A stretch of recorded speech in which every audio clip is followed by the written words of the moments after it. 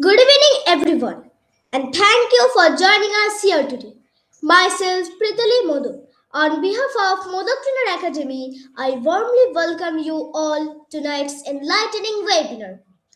Today's presentation focuses on a very important and sensitive issue: domestic violence on women in West Bengal. Remedial measures. It is a social problem that affects individuals, families, and communities across the world.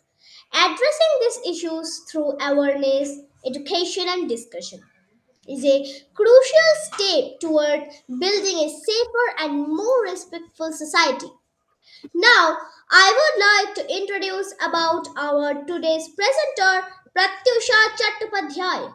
Pratyusha Chattopadhyay is an MSc in Economic from Calcutta University and Masters in Social Work from Netaji Subhash Open University, and along with postgraduate diploma in human rights. Presently, she is pursuing her pre-doctoral degree from Indian Institute in Social Welfare and Business Management (IISWBMM) under Calcutta University. Her research topic is domestic violence on women. She is also a teacher in a primary school from Calcutta dealing with the underprivileged children of the society. Not only that, she is a writer in Bengali and English books. She has published few books chapters in leading publications pertaining to socio-economic problems. She also expressed her feelings through articles, poems, and short stories in Bengali. Now, without taking much of your time, now I would like to invite our presenter to share her paper with us today. Thank you.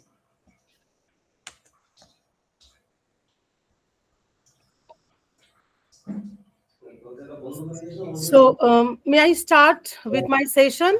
Yes, ma'am. Thank you so much. First and foremost, I would like to thank MTA for inviting me as the guest speaker tonight on a special topic, which is a very contemporary and burning issue of the society, that is domestic violence on women in West Bengal, remedial measures. Myself, Pratyusha Chattopadhyay, I'm a research scholar from IISWBM, Kolkata, and it is under Calcutta University. I'm thankful to the little girl who is the convener and coordinator of today's session. I'm very happy to see such a beautiful and young talent, and may God really bless you. And tonight, good evening and namaskar to all the distinguished guests, audience, and MTA and all other members who are really participating in this session, who are really actively have joined. And I think it would be an insightful session for everybody, and also an upgrading and updating session for me too, because see, we all know about the domestic violence, and we all know about the violence on women in today's society. But definitely, it is very important to throw light on such issues, which is really burning, and which is focusing throughout the country, not even only in West Bengal, because I prepared my paper. It is domestic violence on women in West Bengal, and comparing to the entire country, covering all over all the states, and also in comparison to the global scenario.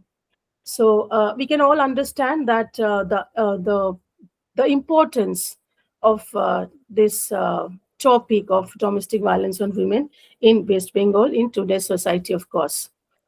So it is not that the eminent audience, the honorable guests, they are not well aware of the fact. They are all aware of the fact, but just to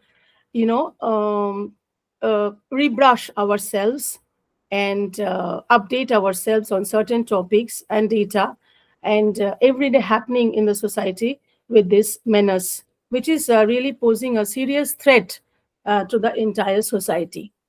So I would like to first share my screen and present a few slides so that it would be easier. And apart from a monologue session, it would be really interesting to see the data, the different slides that are prepared for you, and moreover, discussions would be there alongside the slide presentation. So let me share my screen first and foremost.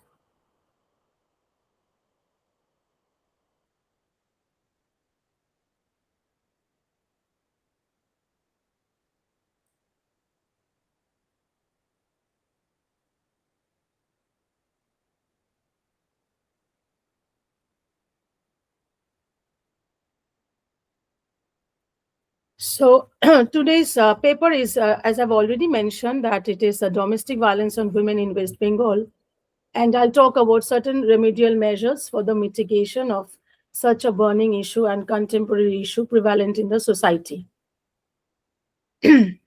So the keywords that I have prepared for this topic, um, the keywords would be like domestic violence, of course, COVID pandemic, education, training programs, income generation for the women folk, constitutional safeguards that we are having, the constitutional safeguards which are there for providing protection to the women in the society, and covering all the discussions regarding the political, social, and economic empowerment of the women folk, so as to really defend the domestic violence in the society. As we all know, the reasons behind this atrocities on women, being, the severe factors being the poor quality of education of the couple, both the men and the women, and the lower literacy rate of the female as well as the male in some cases, if you're talking about the marginalized section, and dropout of the female at a very tender age due to various problems of a particular girl child, due to the menstrual hygiene problems, maybe the financial condition, child marriage, etc., and the coercive behavior of the in-laws in the family, the dowry factor, which is very important and very highlighting even in today's society, because um, many often we come to know that, oh, there is no dowry factor as such in the urban elite class and kind of things. Whenever we talk about the society, that we try to console ourselves in a way, being that there is no dowry factor. But who may say that the dowry factor has changed its forms in the modern society, that we've already seen that, in comparison to India, the entire country, the northwestern provinces, we have seen dowry is a menace to the girl child family, the father, the parents, the father and mother. It is a headache for them. And the dowry factor, that is, the dowry deaths are also prevalent there because of the dowry system. And it has changed its forms from the dowry to the gift pattern, like how much the father or mother can provide to the married daughter for the marriage itself. Few lakhs of rupees, cars, flats, and huge amount of gold, and of course the foreign trips. So the dowry and the dowry factor, the dowry death related to the dowry factor, is inevitable, and it is prevalent in the society, of course, and it has changed its forms. It is taking newer forms. And thus, again, we can see that the domestic violence, why it is so much on the higher side. One of the reasons, again, for the domestic violence, as we talk about, that is preference towards the male child over to the female child. Even it is seen in the urban areas also, as well as the rural parts. It is very much prominent, because certain rituals in that sense, and for the income generation provisions in the rural sector also, the male child or the boy child is much more preferred factor over the female child. But yeah, little bit the scenario has changed, or it is changing in the urban elite class, as we talk about that. Yeah, there is the gender equality we talk about, and yeah, it is there. But again, we're talking about if urban slums or urban marginalized section or the downtrodden section of the society, again we can see that, yeah, there is a preference of the male child over the female child. So again there comes, if there is one girl child, and again the second baby is again the girl child in the family, be it in the rural counterpart or in the urban households, again there is a domestic violence. It's a chaos between the husband and the wife, and also including the in-laws. You know, so one has to understand that the males and the females, there's a boy child as well as a girl child. They are the two pillars of the society. So we really cannot prefer only the male child over the female child, so as to stop this domestic violence again. And moreover, it is not the whatever they, sometimes we can hear that, oh, it is a curse on the women that, she's giving birth to the female child and no male child is coming to the family.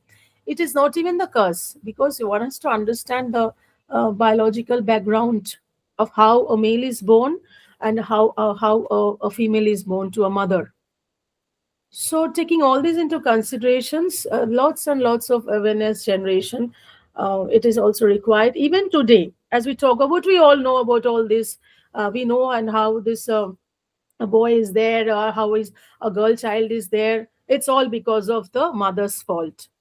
So things are there, people are still in darkness, even in the, the urban elite class or the higher middle classes.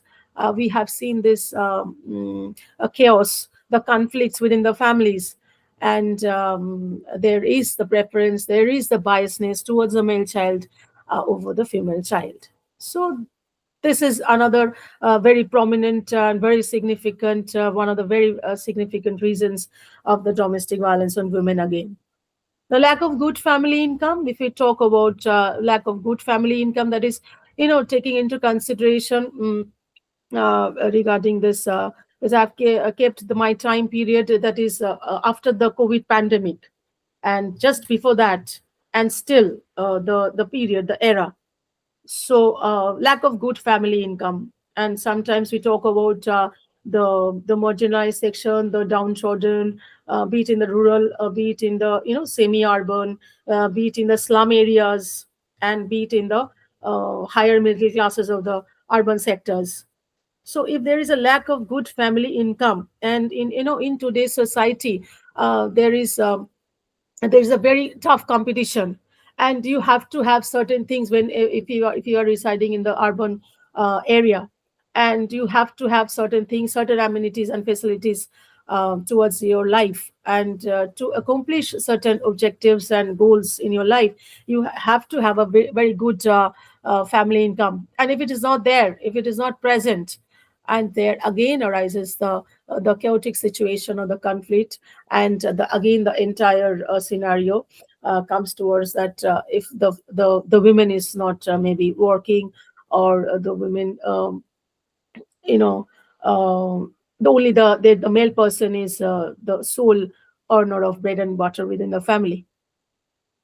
So it is also seen in the rural households that how this lack of good family income, influences and motivates the male partner even to really, to uh, abuse, the mentally abuse and emotionally abuse the wife. And also there are some instigations from the in-laws also, the coercive behavior, that, oh, she's not earning, she's not doing anything, so this should happen with her, there should be domestic violence, and she should bear with all this. So it basically, again, the root cause being the good lack of good family income. If the women, or if the wife would have been an earning member, then these things would not have been there. So next comes, that is the substance abuse by the husband. So this is a menace to the society. Whenever we talk about this, maybe downtrodden, marginalized section, we talk about the slum areas. Even we talk about the elite classes or the higher middle classes in the society, taking into consideration the urban households. That if the husband is prone to, alcoholic habits, and some kind of taking all those the smoking habits, drinking habits, and ganja, charas, and kind of things. So if he's coming back to home, and he's not very normal in his behavior, and if slightest of the things it happens, and then he's up to beating her wife, slapping her wife, taking into consideration, taking her for granted, and it is as if that is woman or the wife is the sole property of the husband itself. So even the incidences happen in the rural sectors, also in the urban sectors, semi-urban slum areas. That even in the newspapers also we find that yeah, if it is the husband was in a drunken state, he came to home with some certain he found certain disparities and certain objections from the wife. Even sometimes it happens that the wife is going on asking that why you have taken this alcohols and the children are there, you're misbehaving with the children, misbehaving with the family, why coming late with all this substance abuse. And then again suddenly the husband starts beating or slapping the wife, taking her for granted, and the sole property of the husband. So these are the reasons being behind this domestic violence, and it's a serious concern. Where even whenever we open the television, we open the newspapers, every day we find something has happened in the rural or in the urban sectors, whatever. We come to know certain things about these violences on women, especially domestic violence, is a great source that we learn from that we come to know from the domestic maids, domestic help, right? I think that each and every household must have experience about certain things, that the domestic help is absent for such and such days. Why she is absent? Why she is not coming to work? Sometimes maybe somebody is picking up the phone and, why you're not coming to my house for work and all, and she'll come again to you, cry, and whatever she'll tell you over phone, that yeah, certain things have happened with my husband. Maybe he has beaten her up with this substance abuse, and she is not able to move or walk. Or maybe he has come, maybe she's also, yeah, she's working domestic, the husband has come and just to extort the money from her, from his wife. And for why he wants to take the money? Because of, again, for this consecutive alcoholic habits, or smoking, or doing something for we call it this playing cards, and keeping this for bribes and all, and for jua kind of things. So he'll extort the money from his wife. So again, this is the reason, the substance abuse by the husband, and the wives are helpless, be it in the urban slums, be it in the lower middle class of the society, in urban counterpart. Then again, with less or no income generation capacity of the women in the family, as I've already discussed, that if even this, income generation, as we're talking about, the domestic help, she's earning something. Maybe if the husband again in the morning, if when this it's the hangover is gone of this alcoholic this thing, and the husband is fresh, and then he's maybe apologizing sometimes, not all the time.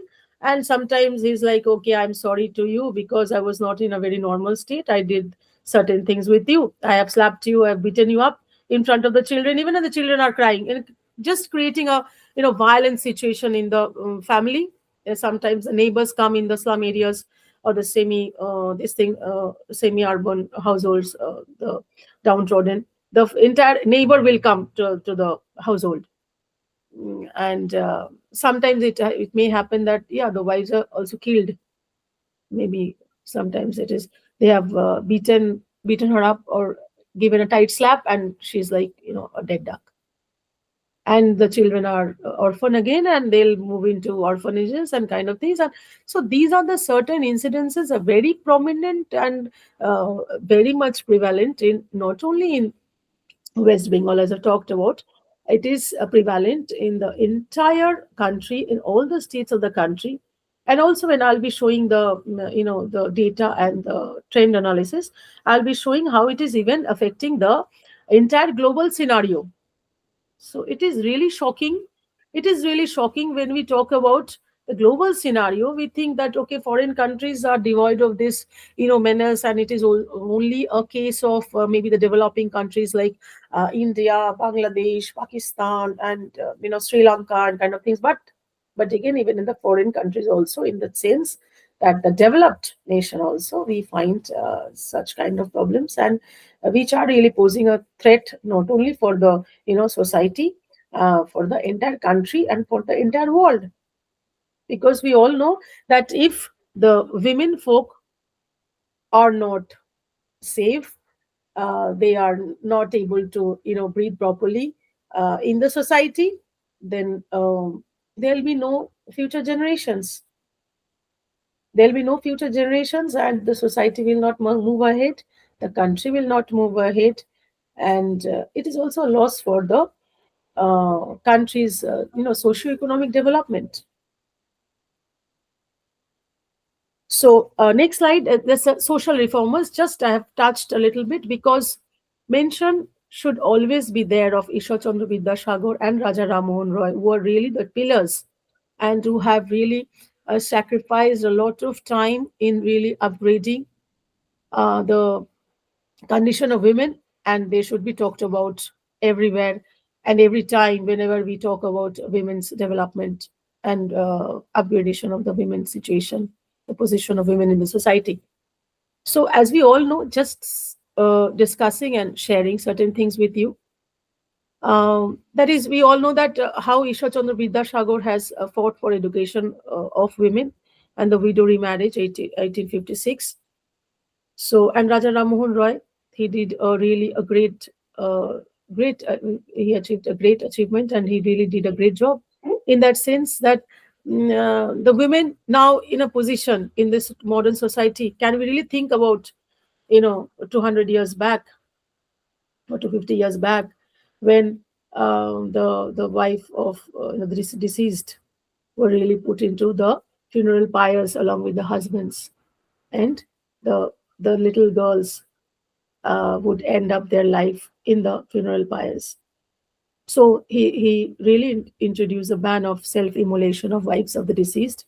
Actually, he banned the Satidaha Pratha in Bengali, as we to talk about, in the year 1829.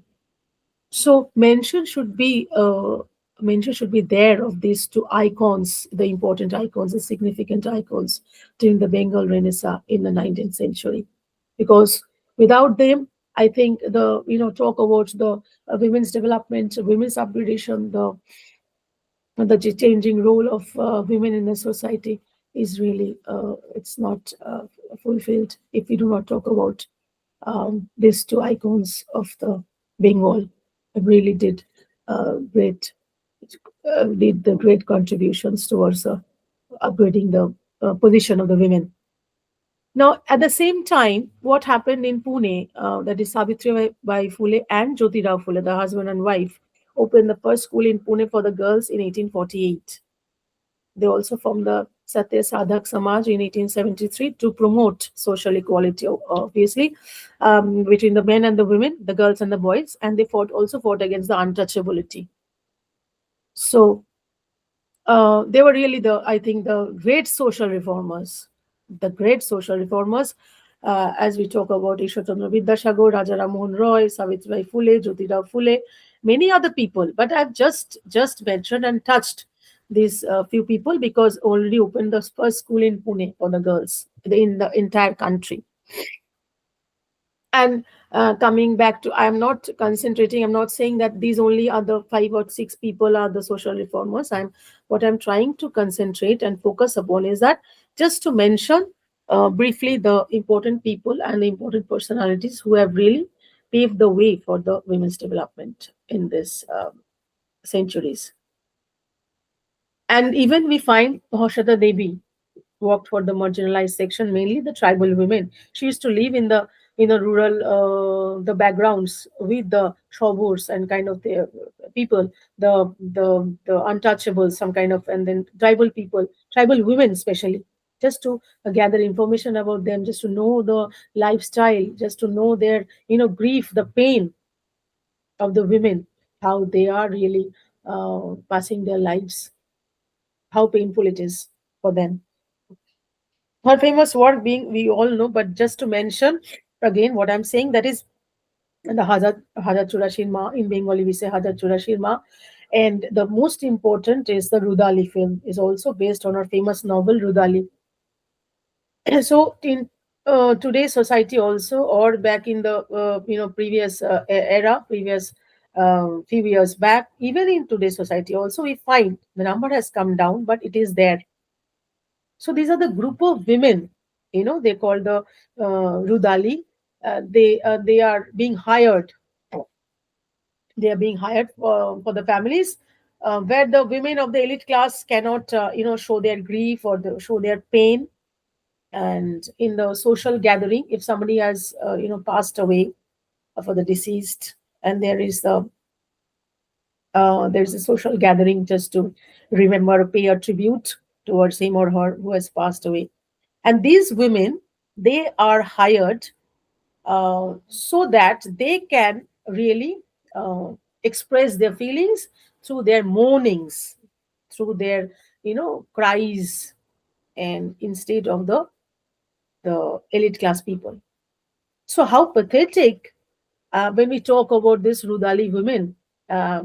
Typically, what we find in Rajasthan and those areas, and the remote areas, that these women have been utilized.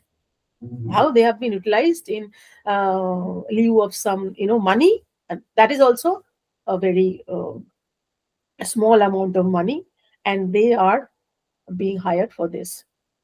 So how the condition, one can imagine that these women are suffering every time whenever they are, because they are, illiterate, and they are not with jobs and kind of things. So they are the professional mourners, you know. So, and in the modern times, again, we mention should be there about Gayatri Chakraborty, and she has received the prestigious Hallberg Prize in the year 2025 in literature, and it is equivalent to equivalent as the Nobel Prize, but it's a Hallberg Prize in literature. It is also almost equivalent as the Nobel Prize. So it is, I think, being a Bengali, being an Indian, you should all be proud of her. And she also worked for the marginalized and the downtrodden sections, especially the women. And the recent work, the famous work is the Can the Subaltern Speak? So go to them, go to the marginalized downtrodden section, especially the women, where they can speak. But what we are thinking that okay, they can whatever we'll say, and they have to understand, they have to adjust. So they'll accept and they'll move in that way. But have we ever heard that what they are trying to say about themselves, what they want? Only illiteracy, no income generation, no livelihood generation policies. So we have to devise. And it's not like that education is for all. It cannot be. But women should be upgraded, through various, policies like trainings, whatever, in some other way, in some hand-holding support, so that they can earn some livelihood generation for themselves, so that they can earn some money, so as to establish themselves in the society. So at least we can reduce somewhat this gap. Why this is happening? Why we talk about why this domestic violence is happening? Because of the lack of education, first and foremost, and then is a lack of income generation power of the women. So what these two women, Mahashata Devi and Gayatri Chakraborty Spivak, she has followed her path, and she has mixed with this population, the marginalized, downtrodden. Why? Because the urban elite class, whenever you talk about, they can understand a little bit. They have the education, they have more or less the income generation power. But what about this kind of women? Again, if there is certain disabilities associated with women in the slum areas, or whatever, in the rural or in the urban households, so can anyone think of the pathetic situation of that particular disabled women? And if the family wants to get rid of the disabled women by simply giving this women into some hands of the other man in the name of marriage, quote unquote. Maybe the man is not, uh, was not, accepting, but due to some reasons, or the dowry maybe he's getting, and that's why he has said a yes. So after marriage, maybe he's throwing this particular uh, differently abled, because this today's world we should not use the disadvantaged or the disabled, but yeah, definitely differently abled women. And again, maybe he's going into some other marriages. So disabled women, um, also, it constitutes 2% of the entire population of the country, as per the 2011 census, because now it is not yet happened, the next census. So we're talking a little bit, back data, to discuss certain things.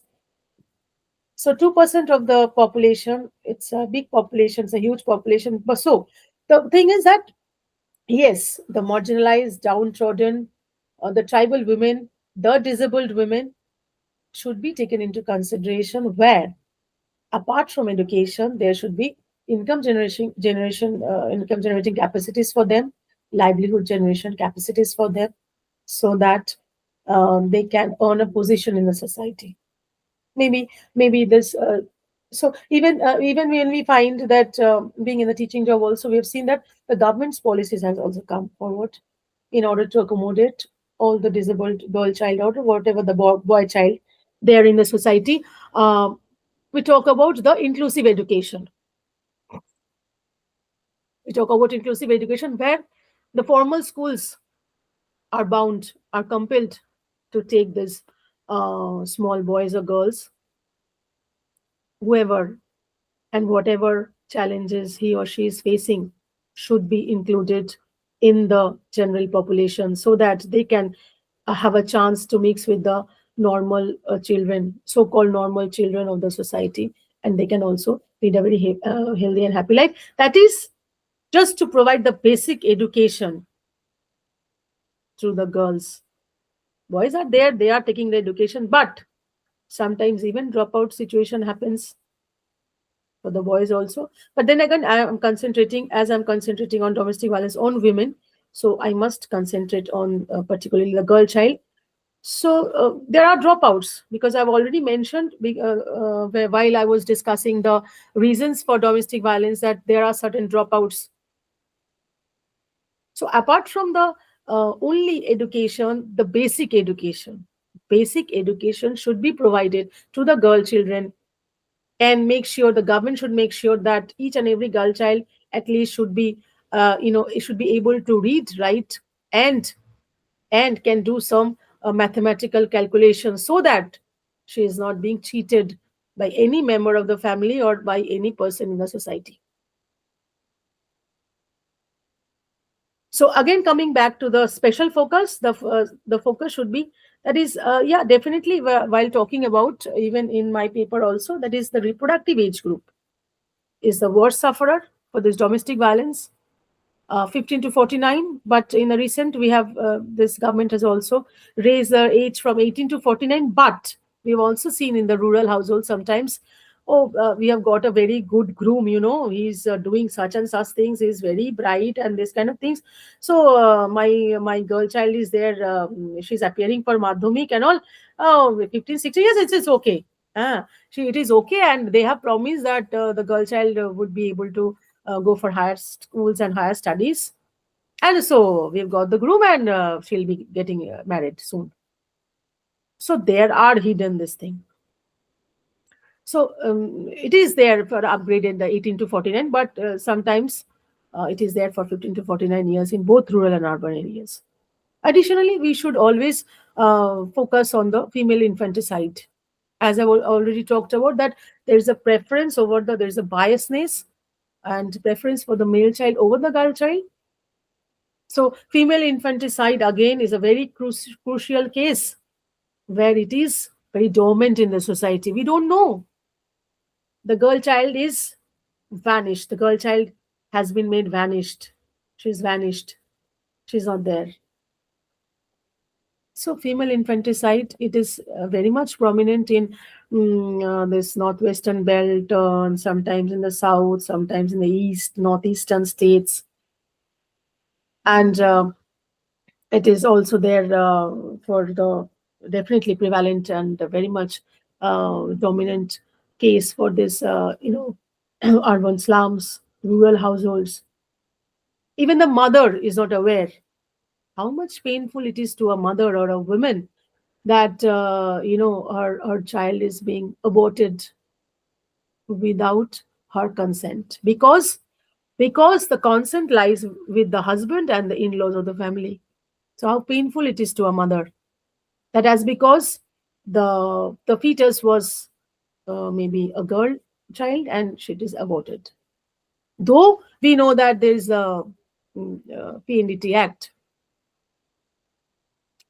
It has come, it definitely it is there, and thus the incidences are much on the lower side, but again there are sporadic cases, where we have seen, and where things are there, that it is happening in the private nursing homes, sometimes with the help of in the very interiors, in the rural side, not very developed.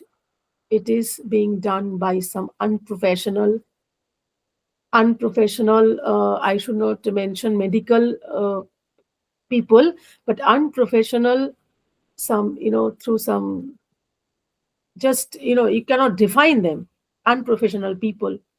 They have no knowledge of medical surgery and kind of things, and they are doing it. Even they are not doctors, taking the name of a doctors, but they are doing it all.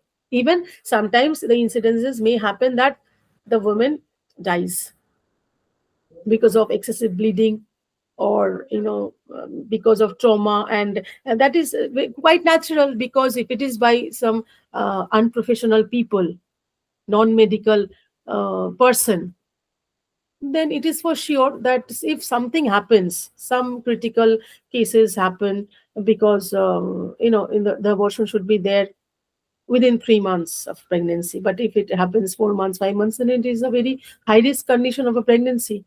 And if the girl child, it is there in the fetus, then it should be aborted, and by some unprofessional non-medical person.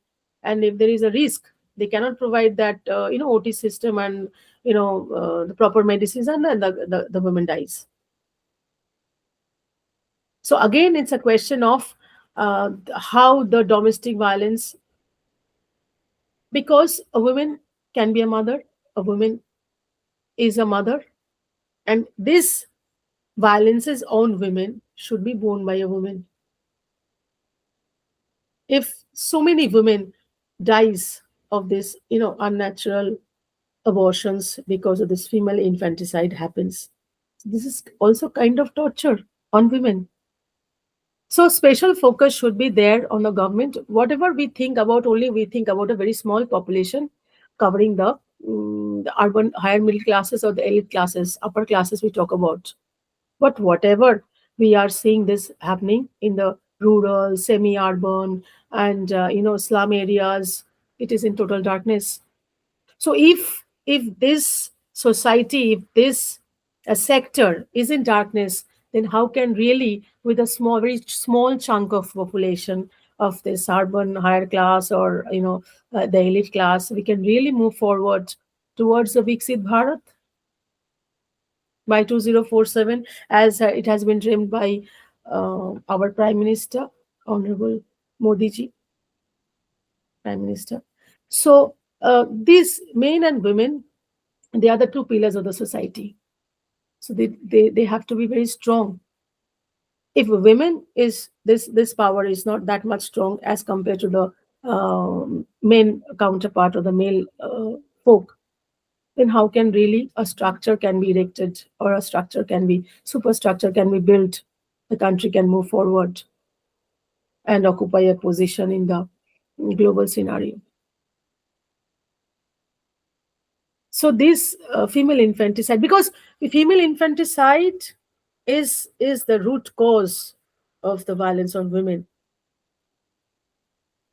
And a girl is being eradicated just at the time of birth in the womb of a mother. So this is at the same time very pathetic, very painful for a woman, for a mother, and even whenever or wherever a person knows about this, you cannot take the pain really. Now in today's generation, again with a very modern society we have, and we are into live-in relationships. We're not believing in marriages, and we are moving. We are upgraded. We are educated. We can earn money. We are earning money, and this is concentrated only in the urban elite class of the metro cities. Talking about in the entire country. I'm talking about, not only concentrating in West Bengal. So yeah, women in live in relationships. We're not believing in marriages. We are the couple, we are living in a relationship without any commitment, without sincerity, loyalty, without anything. And the Supreme Court has not given its approval or its validation for this, whatever marriage or this live in relationship concept, quote unquote. But what we see, that they are living in these relationships as a husband and wife, and they are saying they are not in the institution of marriage. But whenever we see some crimes, I'll come to specific examples of one or two that you may understand, or it can just flash into your mind that what happened in 2024, as we're talking about Shraddha Walker. I'll just quickly go and into that. Shraddha Walker was a 27 years old young lady, and his living partner was this Aftab Amin Punawala. What happened? Yeah, fine. It happened on 18 May 2022, and the cause of death was being in strangulation and kind of things. And yeah, it has been mentioned as a part of domestic violence. Mind it, domestic violence. And the male, the friend, what he did, he cut her entire body into so many pieces, and he threw all those pieces in the forest area, in the deep forest area, keeping in mind that nobody would touch him, and this thing happened. So live-in relationships also a kind of modern concept in the elite classes, in the metro cities. Again, it's a form of a husband and wife combination, and again, so domestic violence is there. And also, again, another similar thing happened. I'll not go over details into that, what he did and how the police was after him and all. And again, the father of Shraddha Walker, he filed a case against that particular man. But then, even a very sad news that her father also passed away in 2025. So domestic violence is happening in every corner of the society, in every sector, be it in the rural or urban, in every state in the entire country. Again, another I'll mention, that is Nikki Yadav, 24-year-old this young lady, and again was murdered by her live-in partner Sahil Galot in February 2023. And then again, her body was stuffed in a refrigerator and in a dhaba in Delhi. My God, I cannot just go into details. And then investigation revealed that hours after murdering Nikki, Sahil had got married again. So one can understand how even the live-in relationships are being taken into consideration. So women are not safe be in the institution of marriage, in the name of marriage, and even in this live-in relationships, quote unquote. It's also a form of, again, it's also a form of they are residing as a husband and a wife in a newer concept, because where there is no commitment, no loyalty, no sincerity to the relationship. So anyone can do whatever he likes, because we have seen it's a one way this thing, the male partner killing the female partner, and not the other way around. Next, the special focus should be there for these marital rape cases. Marital rape cases, as we talk about, yeah, a woman, if getting married into a new family, she's being tortured by the husband sometimes. Whenever she's drunk, he's in the substance abuse. She's being tortured by her husband whenever her husband is in some conflicts with some other people in the neighborhood area, because of some land related problems, or some uh, in-laws, like from brother relationship and kind of things, over property and etc. Again, she's being tortured by her husband, as if she is the sole property again of the husband, so he can do whatever he likes with the wife. So marital rape cases even happen with the husband, and also with the in-laws of the husband, maybe the brother, or maybe the sometimes it is also flashed in the newspapers, that is sometimes the father-in-laws are also into this heinous crimes. But it is underreported. The marital rape cases are underreported, and it is still ignored in the Indian society, be it in the West Bengal and be it in the other states of the country. The Supreme Court has even kept silent, has remained silent regarding the marital rape cases.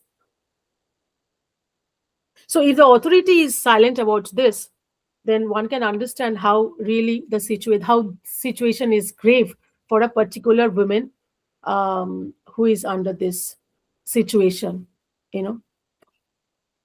Now, even statistical data, as I already mentioned, that yeah, by who even World Health Organization indicates that globally, about 1 in 3, that is almost 30% of the women worldwide, have been subjected to either physically or conjugal, that is intimate partner violence, you know, in their lifetime.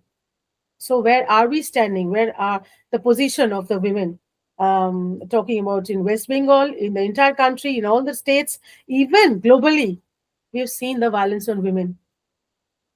And it is a major public health concern, and it's also a violation of human rights, because men and women are the two pillars of the society. So, men will be happily staying in the society, will be enjoying all their facilities, amenities of the life. Why it is not there for the women? So, it's a violation of human rights also. Women should also have a very peaceful life.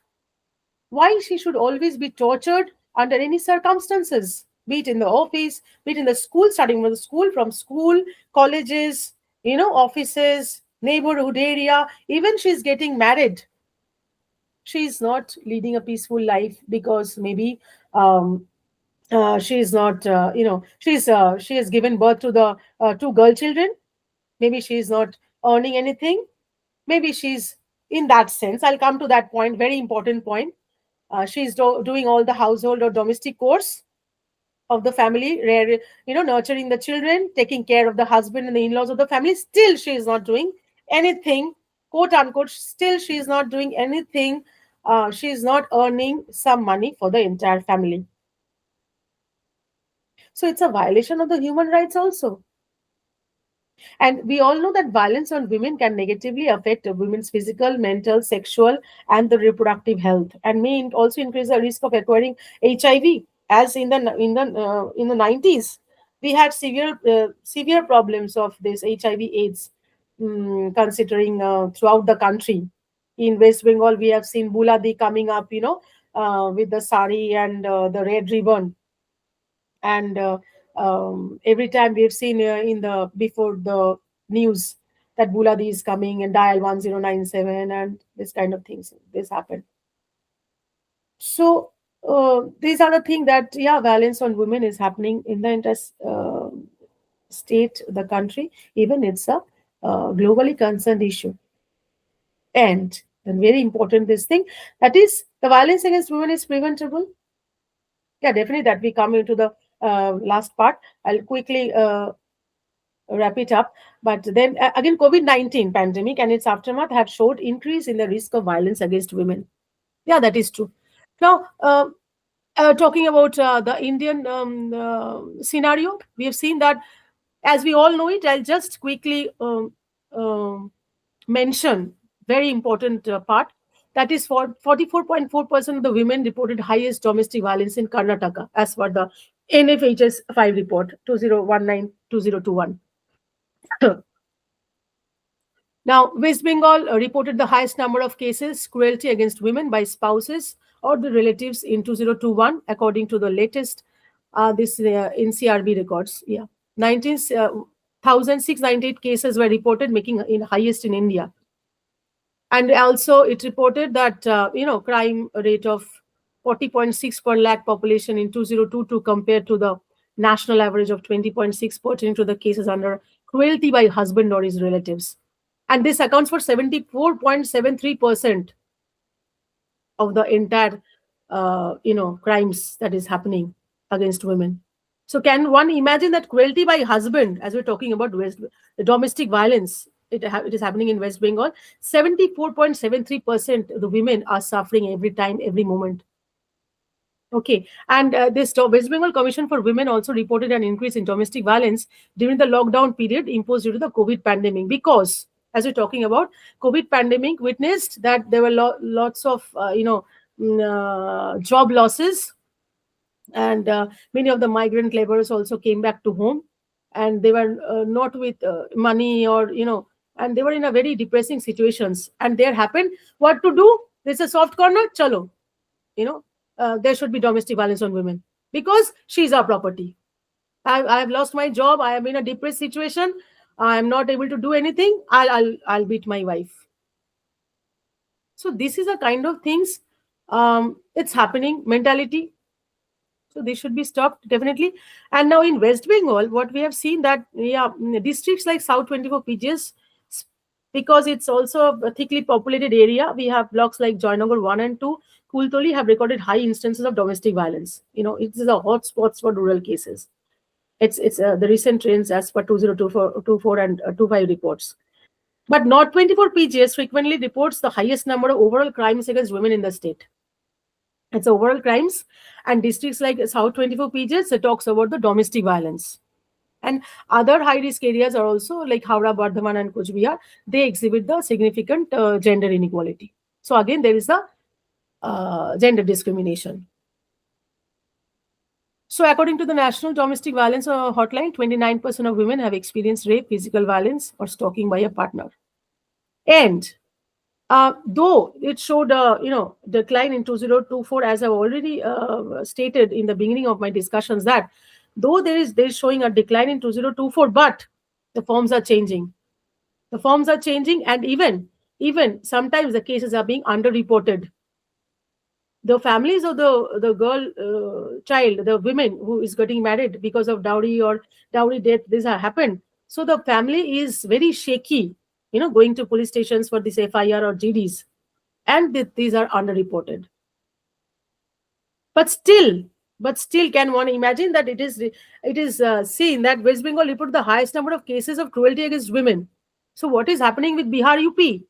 So there is no cruelty cases, or there is no, it's all safe. No, at least the women of West Bengal, they are coming with the guts. They are coming with the power of education. They are fighting their cases. They are up to lodging this FIR and the complaints. But in Bihar, UP, what do you see in Rajasthan? It's are all underreported. The women, the families of the women who are getting this, who are getting married because of dowry death, mental, emotional harassment and abuse, they are even not able to report to the police station for their proper rights. And it is also seen that women with no formal education and no income generation capacities, they have suffered the most. So compared to the other states, West Bengal is in a position that where women are, educated, they are earning money, they're having a good livelihood generations, and compared to some other states, and that's why the reports are coming good here. In that sense, that we are being able to report to the police station, we are being able to go move to the courts for certain actions to be taken by the supreme authority. So we all know, as we all know, I'll just quickly go through that the acts and safeguards are there. Now, provisions are under IPC. We all know that the protection 375, it's for rape, and 376D for gang rape, and also 498A. This is very much in use. In West Bengal, we've seen that husband of a woman subjecting her to cruelty. And then it is replaced by BNS, which came into effect in 1st July 2024.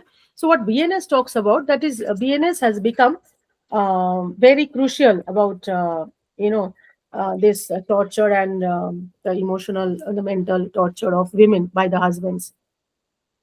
And it talks about the punitive measures to be taken by the court and by the authorities. So these are the things we all know, but just to highlight a little bit. And also there is sexual harassment and punishment for the same, 354A it talks about. Now, rape, acid attacks and porn videos, these are very important because as we have seen that the cases of Nirbhaya, Abhaya that happened in Arjikor, we all know in the year 2024. I'm not going to mention the entire in details because we all know it. But it hurts. It hurts. Even we are crying, we are weeping because justice delayed is justice denied. Justice delayed is justice denied, and whatever the verdict is there for us, for the women, that's why we're talking about that is a verdict for us also. We're not happy with that. It's not sufficient. Something more has to be done for that, for the rapists, maybe the capital punishment. So these are under considerations, definitely. And it's the fourth most common crime against women in India. So not only concentrating on West Bengal, but considering the states of the entire this thing that happened Nirbhaya in Delhi, Abhaya in Kolkata. Even recently, we have seen that the Koshba Law College case. And again, I'm not going to details because we all know it, just to mention and highlight. So where are we standing? Even in this urban city life, where are we standing? This is a college girl, educated, very much this thing, but this is happening with her. It is not because of women or certain things happening. Okay, fine. It is on us. The burden is on us. Burden is on the society. Again, despite an overall decrease, crime against women increased by 4% as per the National Crime Records Bureau 2024. So where are we standing? It's not the question of only the women gender in question. No, it is again, I'm talking about if the bird is flying in the sky, the two wings should be strong enough to fly. If one wing is weak, one wing is strong, the bird cannot fly. It will definitely fall down.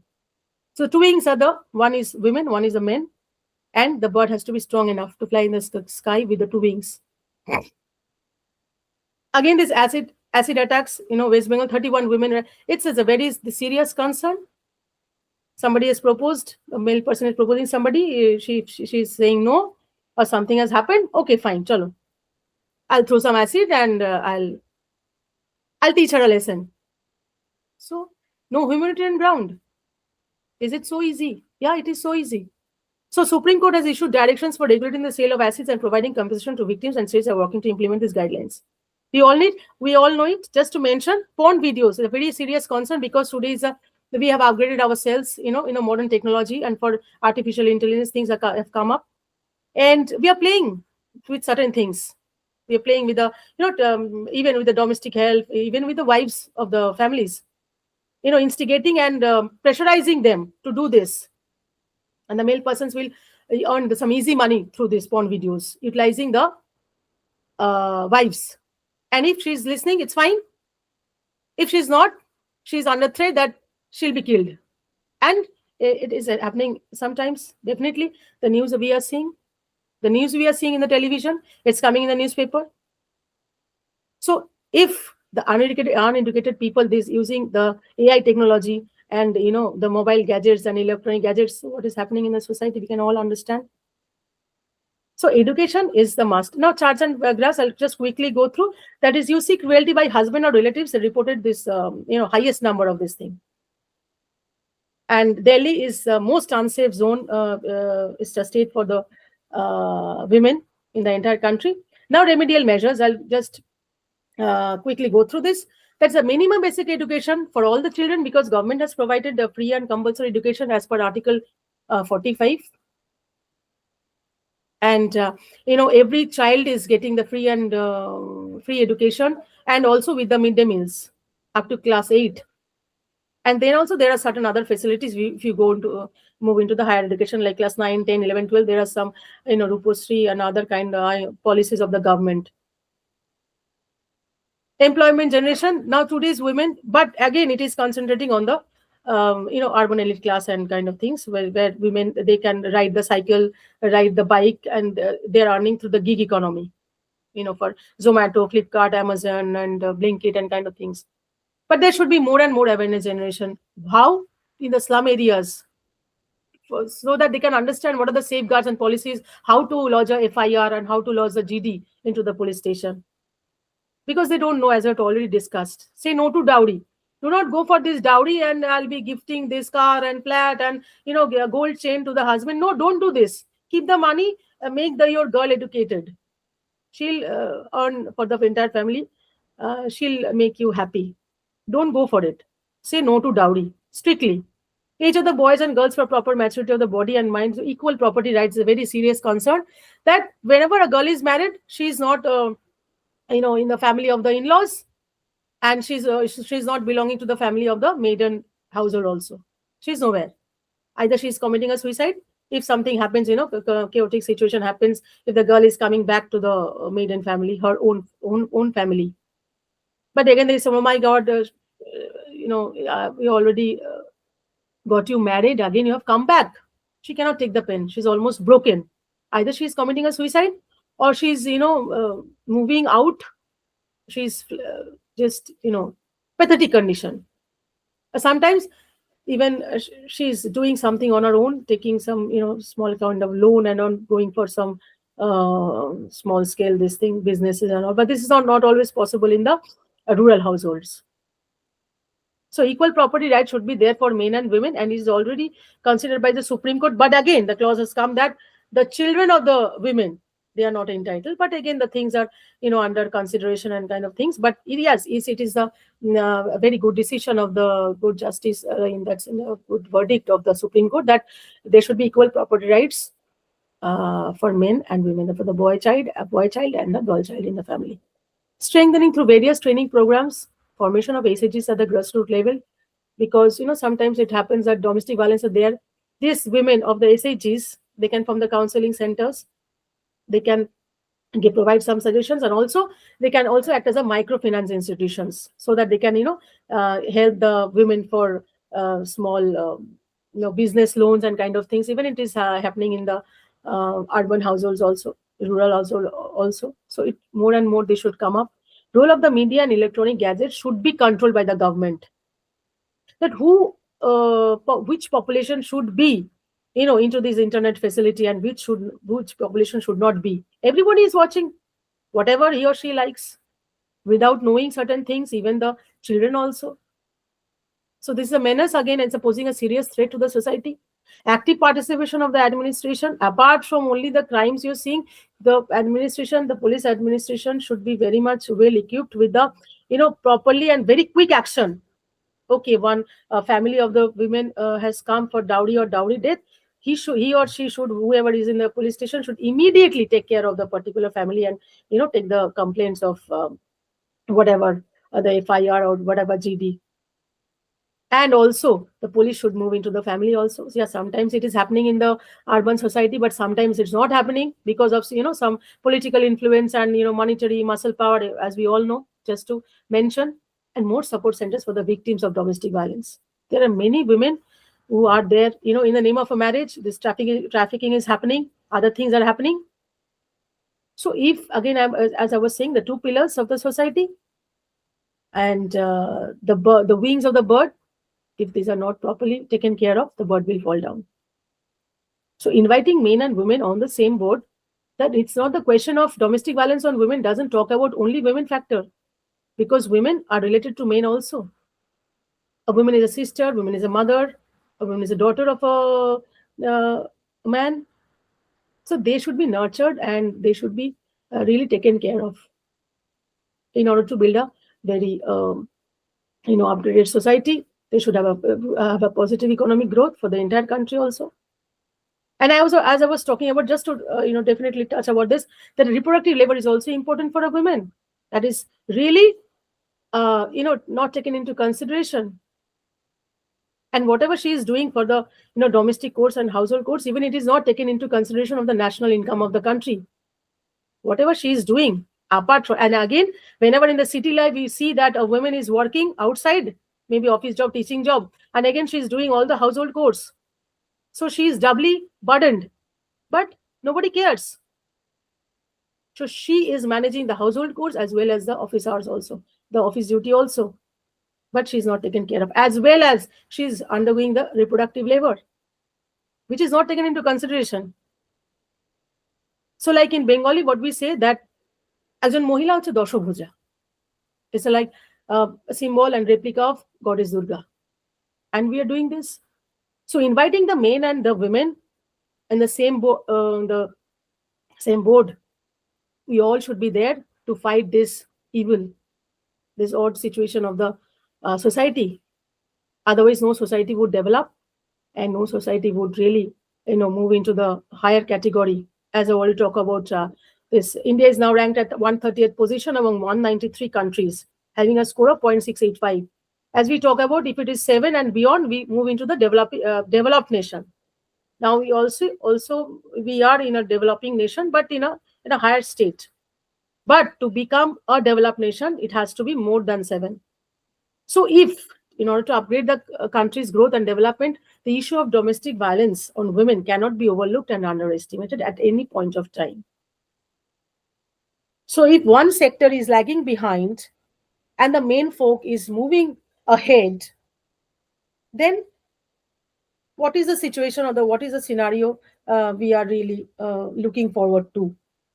We have to take the entire population, the men and the women. The women, not only talking about the urban elite classes, but also talking about the downtrodden, the marginalized, the slum areas, the rural sectors, the interiors. All taking into consideration, the entire population should move ahead so that we can move in the upper position, the higher position in the HDR report. Bharat আবার জগতে সবার শ্রেষ্ঠ আসন লবে। ভারত আবার জগতে সবাই শ্রেষ্ঠ আসন লবে। কি করে সেটা? How is it possible? So to take into consideration the entire population of the country, and definitely to take into consideration the entire household chores of a women folk, which has to be there in the national income of the country, so that we can really move ahead. Now, yeah, definitely expected outcome for this research should be that, yeah, in more and more increased awareness generation regarding the acts and policies for the safeguards of the women. Education, empowerment. Unless and until a woman is educated, empowered in the society, a woman is nowhere. Widespread publicity for women education and persuading the same, both in rural as well as in urban counterparts. Economic, social, political empowerment of women, as we have seen, as a 33% reservation, but more should be there. When we've seen the panchayats and in the urban self-governments, also local self-governments, but it's seen that the panchayat pradhan is a woman, and the woman is doing the household chores, and a male person, the husband, is coming in the name of the women, and he's managing everything. This should not be done. Yeah, properly we have to see that the woman is the representative. She should act and she should be educated first and foremost. Unless and until the woman is not educated, not empowered, so nothing will be good for the society. So economic, social, and political empowerment of women is very important. So obviously, if these things are going to happen, there should be a reduction of violence on women. And every day would be celebrated as a Women's Day. And not only, that's the 8th March being the International Women's Day. We talk very good, goody things, on 8th March, that yeah, women are, in a great position. They are doing this thing. They are very happy. They are independent and kind of things. No, but what actually we are doing, every day would be celebrated as a Women's Day. Every day a woman should have the right to live happily, peacefully, and with her own terms. So it should be celebrating. A place safe for women and children is always desirable in the society, in our state. Not only in our state, as we talked about, West Bengal is a part and parcel of the entire country, India, and it not something else, something very isolated. So my discussions in West Bengal, and of course in a comparative analysis with other states of the country also, and taking into consideration the global scenario also. A few photographs I've just, we all know, that don't make me cry, because the children, they are the affected component of this domestic violence. So women is weeping, crying, beaten up by the husband. The children are the worst affected in the society. If they are not bloomed properly, then how the society will move forward? Here, if I've seen is the women in the pink saris. It's a Gulabi gang or the pink gang, as it has arrived in 2006. In UP, Sampatpal Devi. She was a leader, and yeah, she has done. Even these people are doing, the anti-trafficking policy, and they are going for the ban of the child marriages, girl child marriages, and all. So they are talking about education for the women, and no dowry policy. So these they were the illiterate women of the village, but they have rose in protest. But with the education factor, it would have been much more stronger in that sense. So yeah, references, it's a WHO report, HDR report, NCW report, 2024, 2025, as we've seen. The acts I have taken, even the SDGs, Sustainable Development Goals, 17 goals and 169 targets, they also talk about, it's a 2030 agenda for sustainable development. They also talk about education, the quality of living style of women, and they talk about the education, quality life, and also about the protection of women. So Domestic Violence Act 2005, it's enacted by the Parliament of India. I've taken the NCRB data also, IPC, Constitution of India, NFHS 5 data, and Statistical Research Department. I've taken the few this thing. Now, in note, thank you all, the dignitaries, professors, eminent faculty members, research scholars, staffs, and other technical members of the institute, and esteemed audience. And it's an honor for me to be here in this platform and present my paper on my preferred topic. And thanks for your cooperation, being patient to my